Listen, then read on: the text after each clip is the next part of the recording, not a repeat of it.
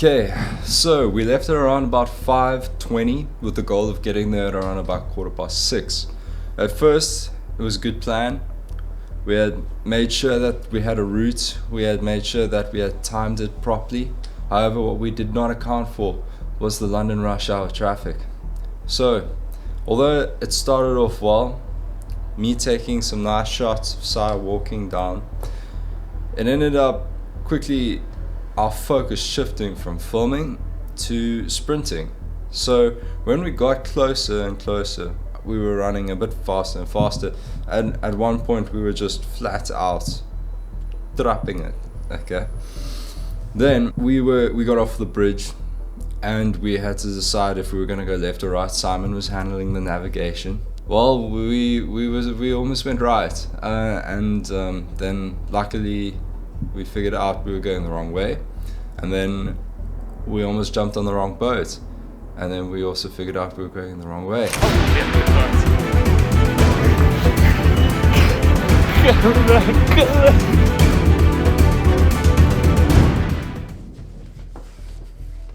So we made it to the boat just in time. And then after that, it was pretty much a networking event time. So we met up with our colleagues that were also at the event, and we just started chatting amongst ourselves. There were some beautiful tapas that were available to eat.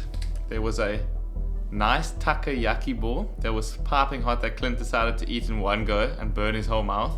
And then I decided to break a glass, by accident of course. And pretty much, we probably could have used this networking event a lot better in terms of getting to know the other people in the industry, but we were quite shy, I think. So if we could go back and do something different, it would probably be to get out of our comfort zone a bit more.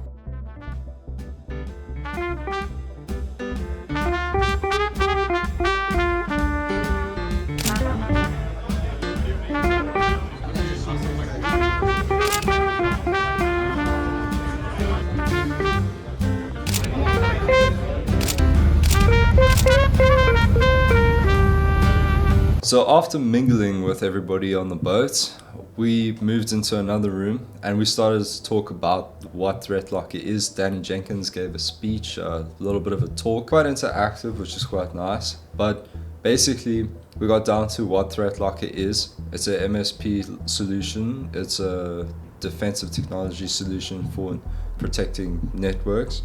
So basically, their approach, how it differs from the standard, is they focus more on allow listing, whereas most places or most older solutions focus on blocking certain applications.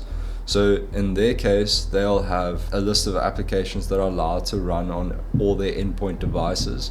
But what's nice about this is they also focus on user experience. So if they have an app that the user wants to download and use, and it's not on the allow list, they'll provide secure alternatives, which is quite nice. Other than that, they also do like ring fencing. An attacker has gotten in.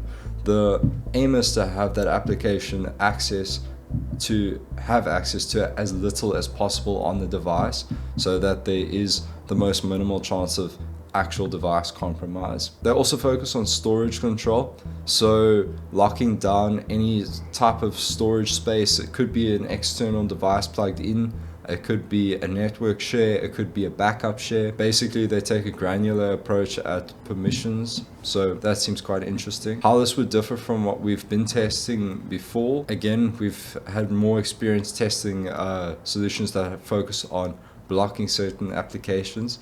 So it would be interesting to test this. I have a feeling that it could be a more secure approach. I mean, this is zero trust we are talking about. But other than that, the talk was nice. There were a few nice jokes. There was still food coming around to the tables, which was quite nice, I have to say. 4,000 companies that use our platform, some of which use it properly, some of which don't. But one thing I see in common, we see a ransomware attack either from a customer. On the ThreatLocker side, they sent me a picture last week and we put this together really, really quickly. Okay, so the next thing I want to talk about is applications. There's two ways that someone's going to get into your network. One is through an application, the other one is through an open port. You can do this.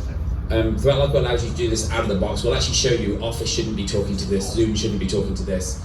So you can just use our policies and it makes your life a lot easier. IPaddress.com.